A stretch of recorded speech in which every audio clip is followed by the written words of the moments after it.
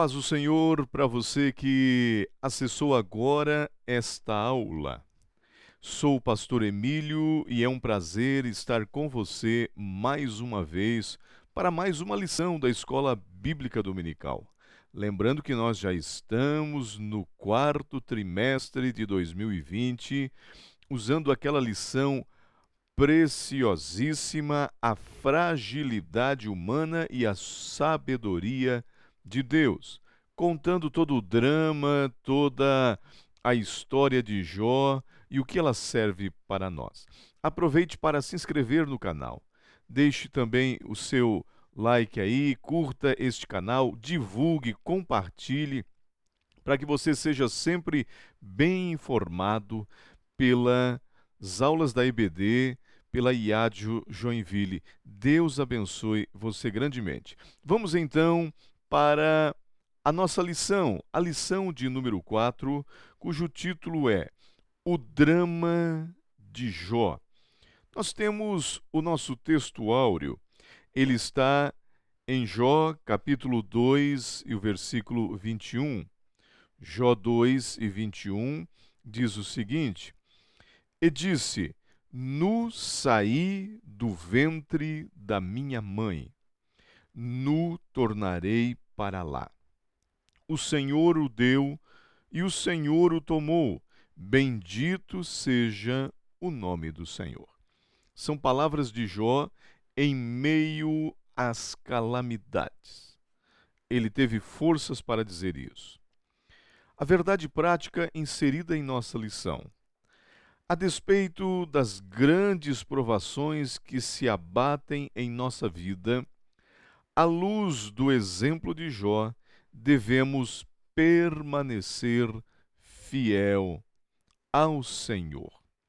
A nossa leitura bíblica em classe encontra-se uma parte no capítulo 1 e outra parte no capítulo 2 de Jó. Jó 1, do 13 ao 19, ou melhor, ao 22, e depois Jó 2, capítulo 2, e do 6 até o 8. Tá certo? Então, nós temos um objetivo geral de nossa lição. Qual é o objetivo geral de nossa lição? Mostrar que Jó manteve a sua fidelidade a Deus. Às vezes, a teoria é mais fácil e, no geral, ela é mais fácil. O que nós precisamos é colocar em prática aquilo que pregamos, aquilo que cantamos. Muitas vezes até cantamos os hinos que mencionam a história e o drama de Jó. Mas será que nós vivemos isto na prática? Eu costumo dizer que às vezes a gente canta que se o mar não se abrir, passaremos por cima dele. Será que isso na prática funciona? Que se nos lançarmos na cova dos leões, nós iremos para lá glorificando o nome do Senhor. Na prática isso funciona? Jó mostrou na prática que ele era fiel ao seu Deus. Ele era fiel ao seu Deus. A nossa introdução da lição, a aprovação de Jó, fez com que a sua vida se tornasse um verdadeiro drama. E isso é uma verdade. A gente vai ler a história e percebe isso. Afinal, Jó era o homem mais respeitado do Oriente. Ele era o maior de seu tempo e ele era o maior de sua terra. Ele estava ali tendo um status social muito elevado. Imagine Jó com todo o seu status, com toda a sua vida, com toda a sua fama, agora vê-se diante de uma situação dessa. Imagine você um túnel chamado sofrimento. E Jó teve que passar, aparentemente sozinho. Deus estava, sim, Deus estava presente nesse drama, mas Aos olhos humanos, aparentemente ele estava sozinho e abandonado. Ao entrar neste túnel, Jó foi perdendo seus bens, seus filhos, por fim a sua saúde, seu status social, e lhe restou estar assentado num monturo de cinzas. Analise bem isso. Talvez você, professor, quer encontrar um termo melhor para isso, use o da lição, um mar de calamidades.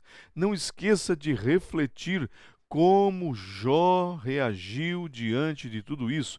Este é o objetivo geral da lição, como ele se manteve fiel em sua provação.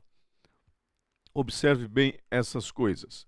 Vamos então para o nosso primeiro tópico da nossa lição.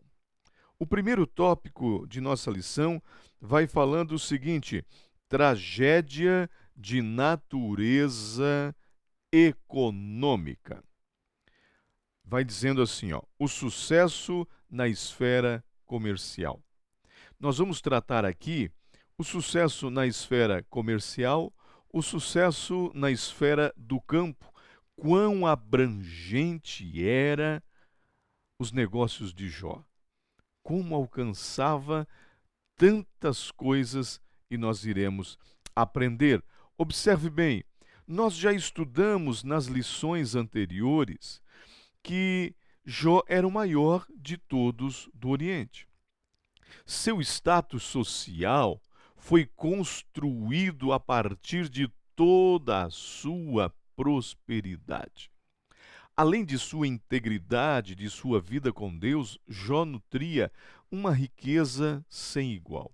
A soma de ovelhas, jumentos, camelos e juntas de bois, só relacionado na Bíblia, soma em torno de 11.500 animais. Nós não estamos contando, e a Bíblia não menciona as crias desses animais, não menciona as vacas que ele tinha, provavelmente bezerros e tantos outros, como outros animais, como cordeiros e os filhotes deles, enfim, tudo isso deveria passar de 15.000 animais em sua fazenda. Era de fato muito grande. As 7.000 ovelhas lhe davam uma produção de lã fantástica, leite, couro e, enfim, uma preciosíssima produção de proteínas em sua época. Ele era o maior produtor de tudo isso. Como se ele fosse hoje o dono da maior indústria têxtil de nossos tempos. Os camelos e as jumentas representavam todo o transporte de cargas. Seus bois representavam os tratores e máquinas agrícolas de nossos tempos. Você consegue imaginar 500 juntas de bois? Isso dá aproximadamente 1.000 bois para lavrar a terra, sem contar o número expressivo de funcionários, de pessoas que estavam a seu serviço para cuidar de tudo isso. O nosso segundo subtópico vai falando de sua esfera no campo, o sucesso no campo, que era vasto também. Com a quantidade de animais que Jó tinha, podemos imaginar o tamanho e a extensão que eram os campos de Jó. Com tanta gente a seu serviço, eu imagino que as terras que Jó possuía eram quilômetros e quilômetros que poderíamos andar em suas terras sem alcançar o final. 500 juntas de bois eram necessários para lavrar a terra. 500 juntas de bois, isso é muito. Jó não era um nômade, Jó não era um qualquer um, era realmente o maior fazendeiro e o maior empresário de seu tempo. Sua prosperidade e sua riqueza eram de causar admiração em todos à sua volta. Nós temos o ataque do inimigo contra tudo isso. O 3 e o 4 vai dizendo o seguinte: o ataque do diabo na esfera tanto comercial quanto na esfera do campo. Falando na área comercial, nós podemos perceber que ele decide atacar primeiramente aquilo que movia o crescimento de Jó. Aquilo que fazia com que alavancava seus negócios. Ele ataca os camelos e ataca as jumentas, e ele vai destruindo tudo isso. Foi matando o camelo, foi roubando as coisas, foi matando os servos.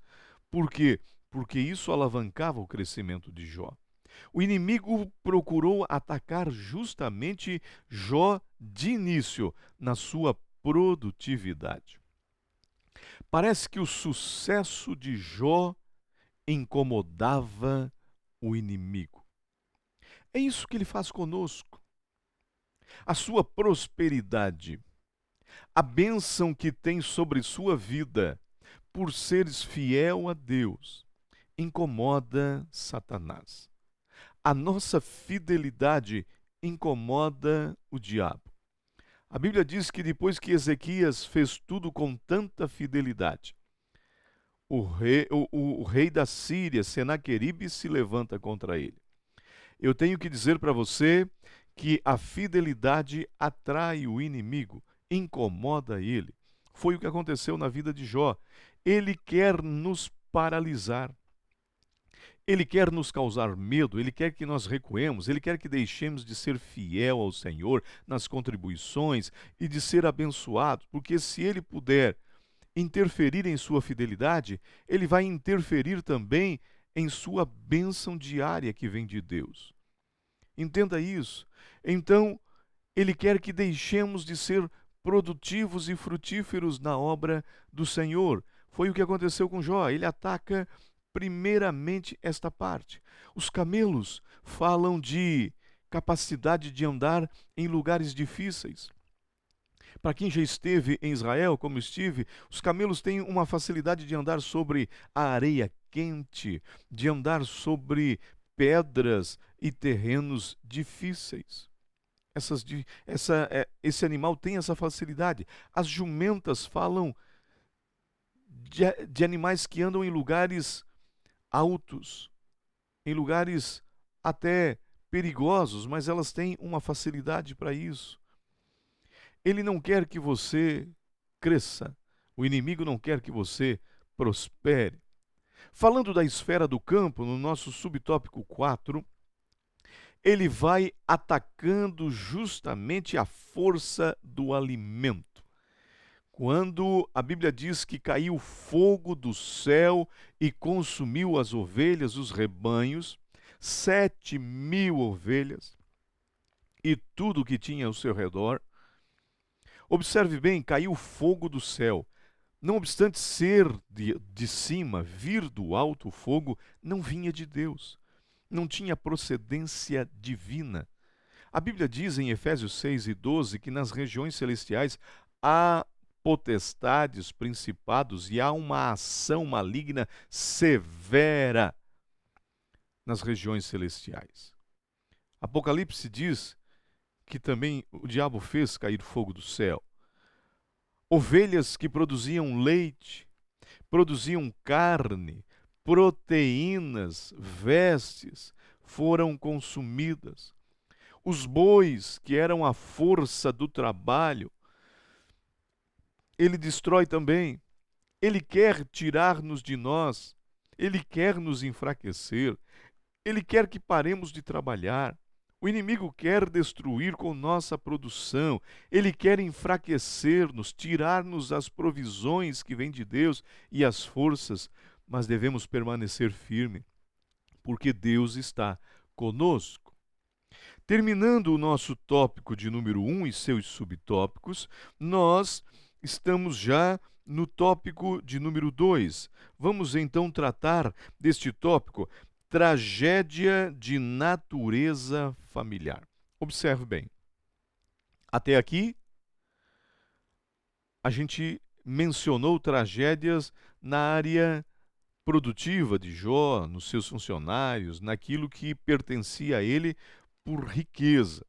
Agora, a lição vai falar daquilo que é mais íntimo, daquilo que está ligado no sangue de Jó, seus filhos, sua família.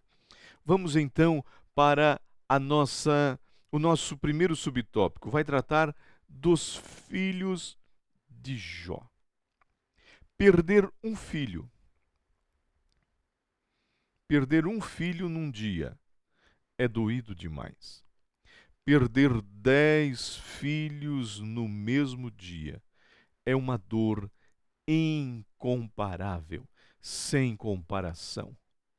A Bíblia diz que um tufão, um vento forte, soprou de tal maneira e destruiu a casa, destruiu seus filhos que nela estavam. Que tristeza para este homem.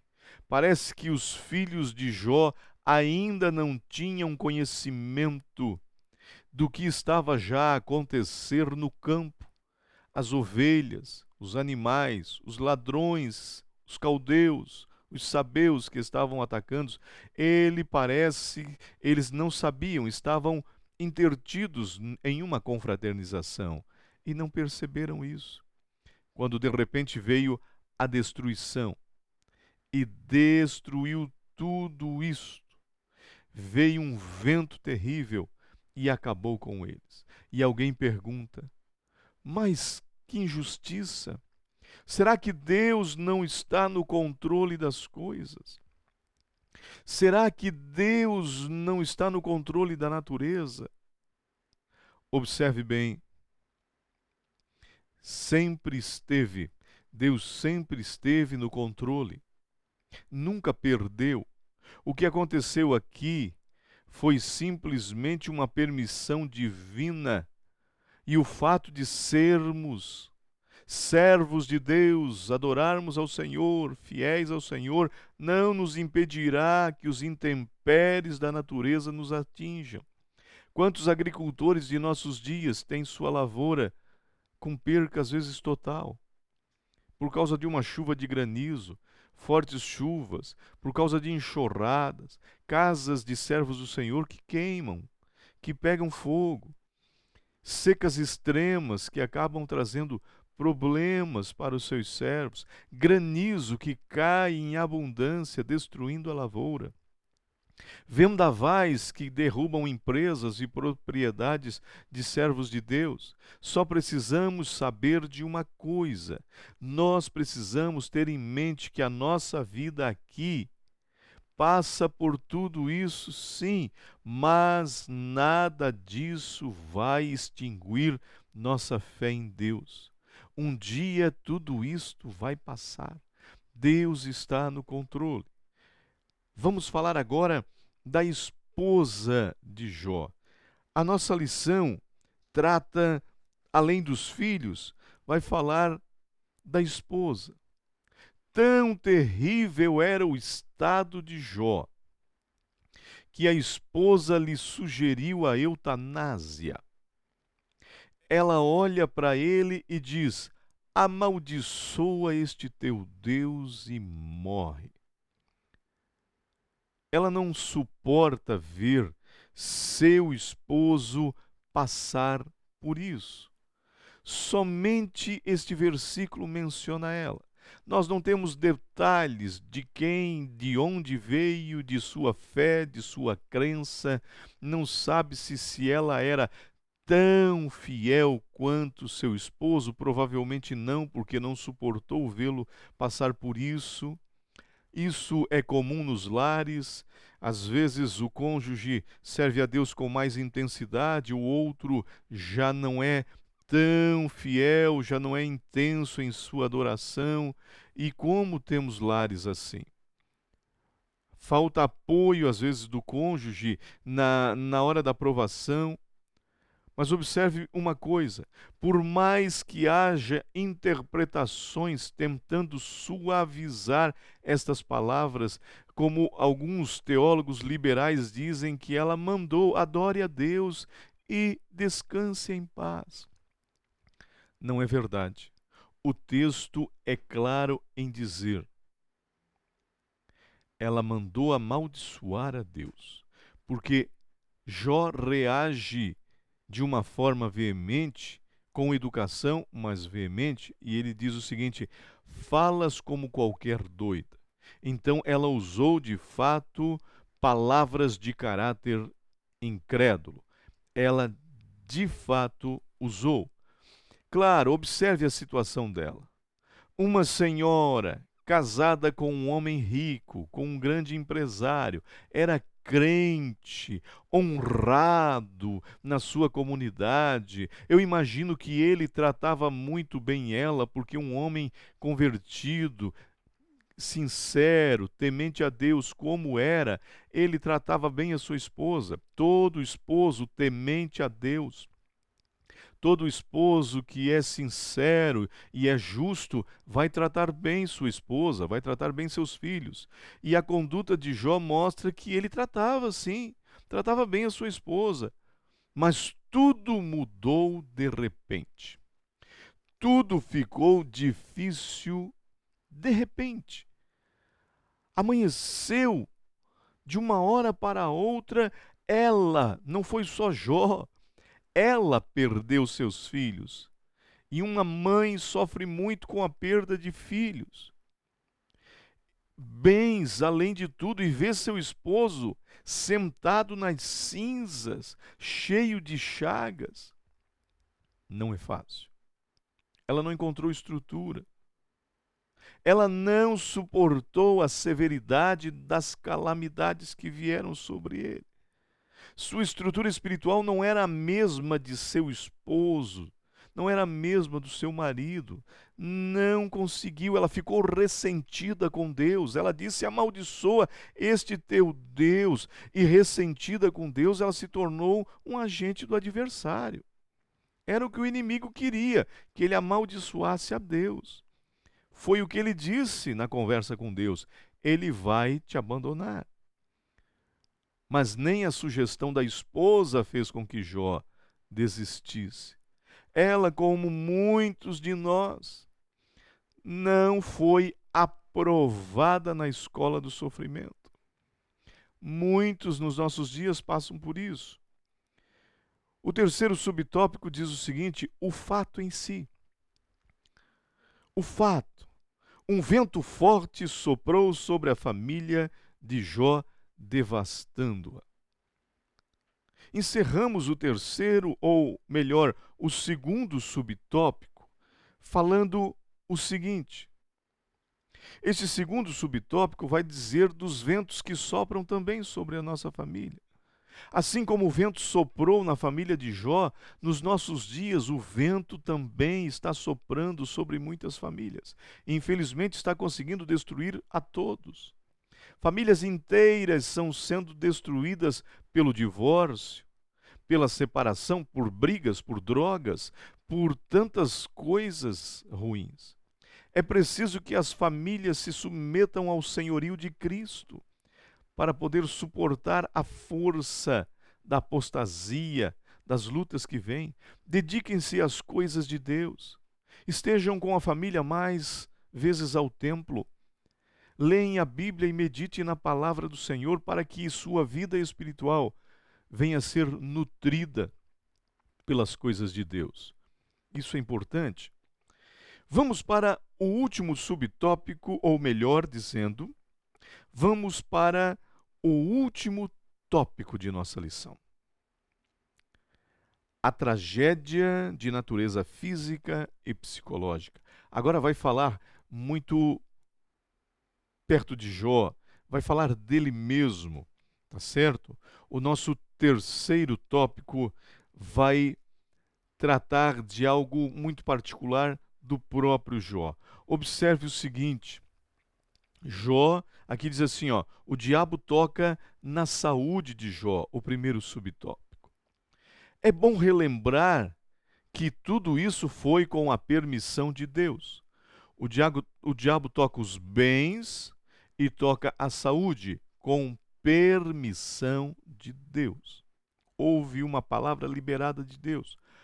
Ao perceber que o que fez não afetou Jó tocando seus bens, ele pede para tocar na saúde, pele por pele. Ele cita, inclusive, observe bem, ele entra no cenário e, com a permissão de Deus, ele vai ferir Jó da cabeça aos pés.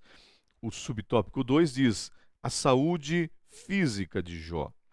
O texto sagrado diz: e feriu a Jó de uma chaga maligna. Não poderia ser outra coisa? Se vinha de Satanás, as chagas seriam malignas.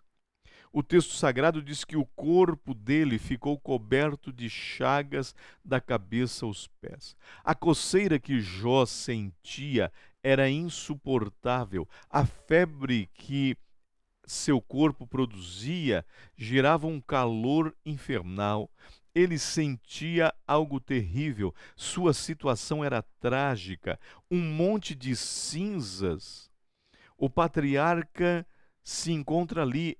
É o seu recôncavo, é o seu lugar de repouso, com um caco de telha na mão.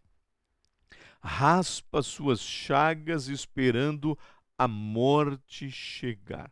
Rodeado de insetos, talvez cães vira-latas ao seu redor, ratos talvez por ali, e ele está numa situação terrível. A Bíblia diz que seus dentes soltavam da gengiva, seu hálito era insuportável. Pare para pensar no estado miserável que ele se encontrava. Apesar de toda essa situação, Deus nunca abandonou Jó. Deus estava olhando, analisando. O terceiro subtópico fala de sua saúde mental. Bem, seu corpo atacado, seus filhos morrem, seus bens não existem mais. Um homem que ontem era riquíssimo, hoje é o mais pobre. Você consegue imaginar a sua mente como estava?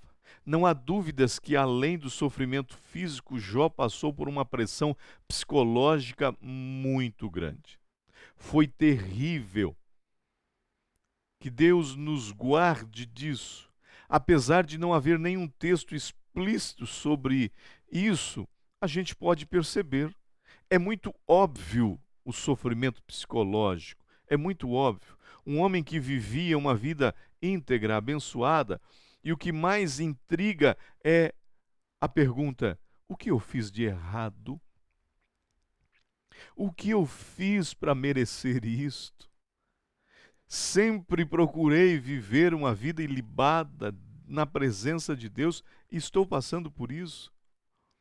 Eu não entendo. É uma guerra psicológica, é uma pressão psicológica muito grande. Ao amaldiçoar o dia em que nasceu, Jó está demonstrando uma dor muito grande, uma dor psíquica muito grande. E nós precisamos analisar isso.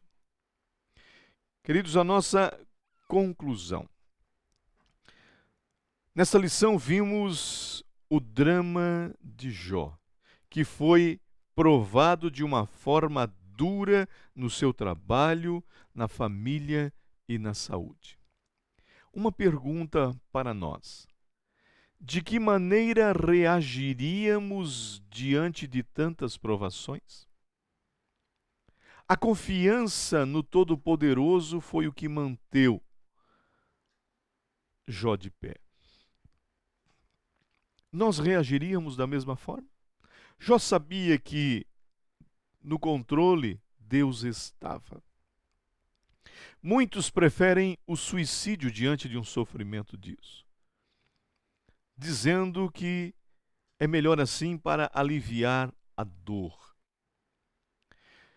Jó preferiu confiar em Deus.